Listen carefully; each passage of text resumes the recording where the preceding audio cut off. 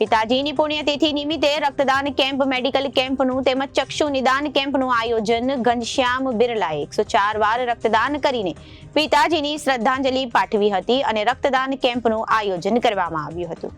સુરત શહેરના સામાજિક અગ્રણી ઘનશ્યામ બિરલાએ પિતાજી છગન ભગત વસાણી ભૂમિદાતા રામદેવ પીર મંદિરા બગસરાની 12મી પુણ્યતિથિ નિમિત્તે કામરેજ પાસોદરા પાટિયા પાસે છગનભાઈ ગાંડાભાઈ વસાણી સદભાવના ટ્રસ્ટ બગસરા, સ્વર્ણિમ ગુજરાત યુથ ફાઉન્ડેશન સુરત તેમજ શ્યામનગર સોસાયટી પાસોદરાના સંયુક્ત ઉપક્રમે આયોજિત પાસોદરા ખાતે શ્યામનાથ મહાદેવ મંદિરના પટાંગણમાં રક્તદાન કેમ્પ તેમજ સર્વરોગ નિદાન કેમ્પનું આયોજન કરવામાં આવ્યું હતું.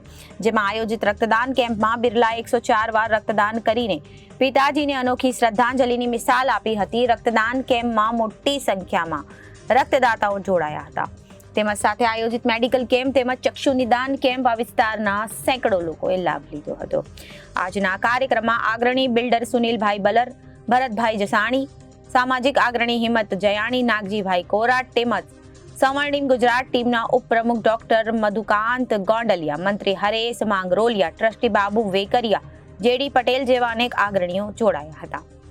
પિતાજીની પુણ્યતિથિ નિમિત્તે સામાજિક પ્રોગ્રામ દ્વારા સમાજને એક પ્રેરણાદાયી ઉદાહરણ પૂરું પાડવા બદલ તમામ હાજર અગ્રણીઓએ બિરલાને હાર્દિક અભિનંદન પાઠવ્યા હતા. આ કાર્યક્રમને સફળ બનાવવા માટે શ્યામનગર સોસાયટીના પ્રમુખ રમેશ ભાદાણી, ઉપપ્રમુખ મગનભાઈ, ચેતન ભાલાડા તેમજ સોસાયટીની સમગ્ર ટીમે ખૂબ જ જહેમત ઉઠાવી હતી. નમસ્કાર, ઘનશ્યામ બિરલા, પ્રમુખ શ્રી સ્વર્ણિમ ગુજરાત યુથ ફાઉન્ડેશન સુરત.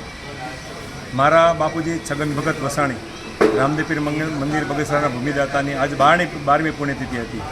બાપુજીની વિદાય તો અવશ્ય હોય જ, પણ એની તિથિ નિમિત્તે આપણે શું કામ કરીએ અને લોકોના હૃદયમાં એનું સ્થાન જાળવી શકીએ એટલા માટે બ્લડ કેમ્પ અને ચક્ષુ નિદાન કેમ્પ, મેડિકલ કેમ્પનું આયોજન કરી શ્યામનગર સોસાયટીની વાડીમાં રમેશભાઈ ભાદાણી અને એની ટીમ દ્વારા જે એક સુંદર આયોજન કરવામાં આવ્યું, જેની અંદર અસંખ્ય લોકોએ લાભ લીધો.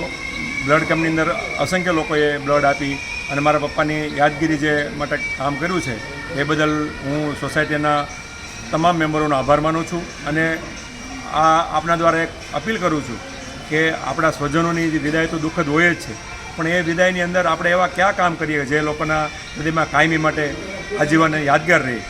વંદે માતરમ, ભારત માતા કી.